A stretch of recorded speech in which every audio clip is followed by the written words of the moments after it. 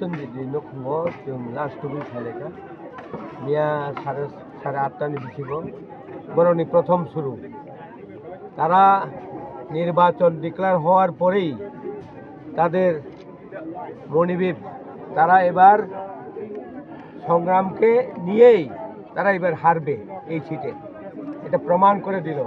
Sir আপনি কি বলতে চাইছেন তারা কি হারিয়ে যাওয়ার বই এইসব সন্ত্রাস করে চলছে?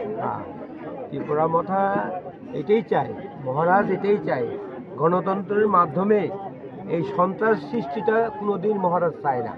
কিন্তু তারা কালকে ইলেকশন ডিক্লেয়ার দেওয়ার পর যেই সন্ত্রাস করেছে তারা এখন একদম লুপ্ত হয়ে যাবে। এই 46-এ তারা 2500 ভোটে জিতেছে উপনির্বাচনে। এখন তারা ভাবে এই সন্ত্রাসের পরেই তারা লুপ্ত হবে এই সিটের মধ্যে, তারা কোনোদিন আর জিততে পারবে না। এটা মানুষের আশীর্বাদ।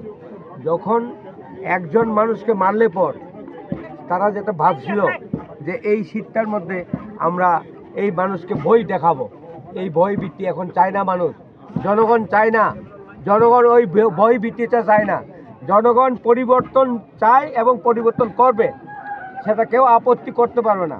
তারা যেটা এই 46-এ আমরা 2500 ভোটে হারিয়েছিল তারা, হ্যাঁ এবার 5 গুণ আমরা ভোট পাবো বেশি, এটা নির্ঘাত থাকে।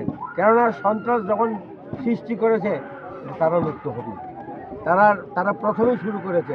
কালকে নির্বাচনের 2:30টার সময় নির্বাচন হয়, 8:30টার সময় এই ঘটনা হয়। তো মানুষ ভাববেই তো যে এই নির্বাচন ঘোষণা দেওয়ার পর তারা কিভাবে লুপ্ত হবে, এই লুপ্তর প্রমাণটাই তারা করে দিয়েছে কালকে। এই আমাদের প্রসেনজিৎকে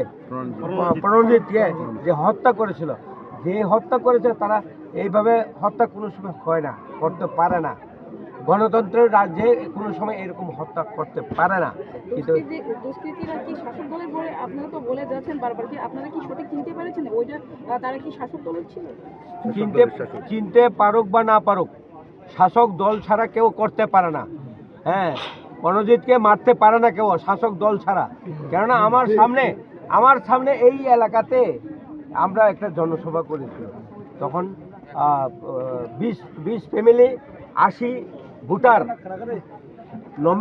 আমাদের সাথে সামিল হইয়া কাজ করবো বলে আসছিল। তখন উনি